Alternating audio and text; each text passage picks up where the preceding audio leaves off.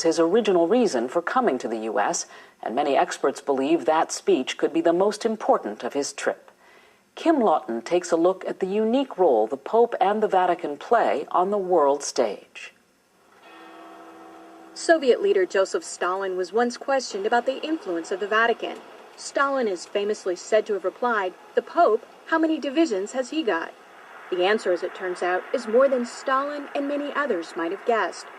Experts say the Pope and the Vatican wield considerable global influence. They don't have economic engines they have to feed. They don't have armies. They don't have land. The Vatican is only 106 acres. It's the smallest nation state in the world, but it is a huge moral, spiritual superpower. In questo momento. As the Bishop of Rome, Pope Benedict XVI is a spiritual head of the Roman Catholic Church worldwide. But he also wears another hat, head of state for the independent territory of Vatican City and the Catholic Church's government, called the Holy See. It's the tension between those two roles that actually gives him a resilience on the international stage, that he doesn't just speak for a geopolitical unit, but also for a demographic within the world. The Holy See has played an active global role for centuries. It has permanent observer status at the United Nations and has all the rights of full UN membership. The Holy See has formal diplomatic relations with 177 countries around the world, including the U.S. Ambassadors, called apostolic nuncios, represent the Holy See from embassies like this one in Washington, D.C. The U.S. has sent an ambassador to the Holy See since 1984. The current U.S. ambassador at the Vatican is Harvard law professor Marianne Glendon, who took up her post in February. James Nicholson held the position from 2001 to 2005. I always said I practice moral diplomacy. During the more than 25 years of his pontificate, John Paul II dramatically raised the profile of the papacy on the international level and played a key role on many fronts, such as helping to bring down communism in Eastern Europe. Throughout his extensive travels, he was a vigorous global voice. Benedict has continued that advocacy, which experts say reflects foundational Catholic beliefs. But times have changed since John Paul became Pope. We don't have the Soviet Union anymore. What we have is the problems in the Middle East, which is where Pope Benedict has been directing his attention. The personalities have also changed. Whereas John Paul, if you look at the entire pontificate, was very much outwardly oriented toward the church and the world. But Benedict again generated controversy in the Islamic world on the Saturday before Easter, when he baptized a prominent Muslim journalist at a service in St. Peter's Basilica. He's also been quietly working to establish relations, something that was not possible during the last papacy, largely because of John Paul's role in the fall of communism in Poland. The Chinese obviously didn't want John Paul II running around China doing the same thing. Most of the time, in places around the world, Vatican diplomats work outside the spotlight, where experts say they often have an advantage. Some question how much government leaders of today truly listen to what the Pope has to say. And that, observers say, is a moral authority that can't be measured by economic strength or military divisions. A moral authority Benedict hopes to draw upon when meeting with U.S. officials and speaking before the United Nations.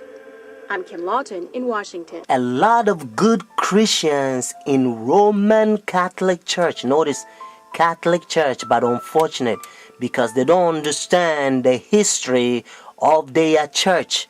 This is the pagans that during dark ages, Constantine was the one who united his own people, them pagans, to Catholic Church.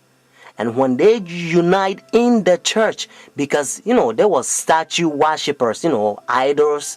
So when they brought their idols, notice statues in Roman Catholic Church, they began to name them. Instead of Jupiter, they call it Peter. And it's so sad that they give them a lot of Christian names. And they bow down, sometimes they kiss, they worship. But to change the name, that doesn't mean the idol is changed. Friends, so when they take leadership in the church during dark ages, they change rules in the church. And they come up with a lot of traditions because they can't go by Bible rules. Because like I said, they were pagans. According to Ten Commandments, you don't have to bow down images and statues. If you look Roman Catholic Church, the Ten Commandments, the second commandment that talks about images, they remove that. And then the 10th commandment, they spread, then they put one in the second. And one of them that they also did, they persecute a lot of Christians that they protest against their paganism and their traditions. Protestants, Sunday churches, they persecute them, a lot of them. So that's why their forefathers, they ran from persecution and they came to United States and they find free land. So now we're going to go to Revelation chapter 13 and you're going to learn a beautiful Bible prophecy. Revelation chapter 13 has two beasts. Notice the first beast is Roman Catholic Church. And then the second beast is United States. In verse 11 and 18, they unite with Roman Catholic Church. Let's find out who gave the power to Roman Catholic Church. Notice Revelation chapter 13, verse 4. So they worship the dragon who gave authority to the beast. And they worship the beast, saying, who's like the beast, who is able to make war with him. Friends, according to Revelation chapter 13, we know that the dragon gave the authority, the power to this beast.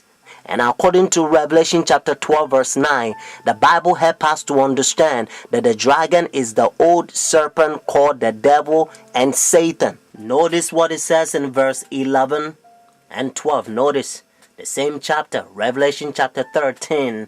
Then I saw another beast coming out of the earth, and he had two horns like a lamb, and spoke like dragon. And he exercised all the authority from the first beast in his presence, and caused the earth and those who dwell in it to worship the first beast, whose deadly wound was healed. Just in case if you're thinking about any country, they don't fit. Whether it's China, India, Iraq, or Africa, they don't fit. That's what it says in verse 12. He exercised all the authority, notice, from the first beast, Roman Catholic Church, because when they ran from persecution, they came over here. They don't want to have anything to do with Roman Catholic Church because they used to persecute them, friends. That's what it says. And again, I want you to get this so that you will know that it's the United States. Verse 12, he exercised all the authority from the first beast. But unfortunately, the same verse 12 says, and caused the earth and those who dwell in it to worship the first beast, whose deadly wound was healed. So United States is going to cause the whole world to worship Roman Catholic Church. And that's why now they already have pagan sun worship day, Sunday worship, the Roman Catholic Church. They changed God's holy Sabbath from Saturday to their pagan sun worship day, Sunday worship. So whenever they enforce the law, friends, if you think, well, because I'm not going to buy, I'm not going to sell, and the things is going to be hard, and you don't believe in God, and you doubt his power, if you doubt God who created you, the one who hold your breath, and if you doubt his power, and if you go by the pagan sun worship day, behind the scene is the devil that wants you to worship him, at that time probation will close. Your decision is made. You will be doomed. Revelation chapter 14, God placed a fearful curse on those who receive the mark of the beast, those who worship the devil. But friends, have faith. Jesus Christ will send his angels. Sometimes they will come as a form of mankind, and they will give you a food in the time of trouble. Hebrews chapter 4, verse 7 to 11. Notice what Bible says. And again he designated a certain day, saying in the David today, after such a long time as it has been said, today, if you will hear his voice, do not harden your heart. For if Jesus has given them rest, then he will not afterward have spoken of another day.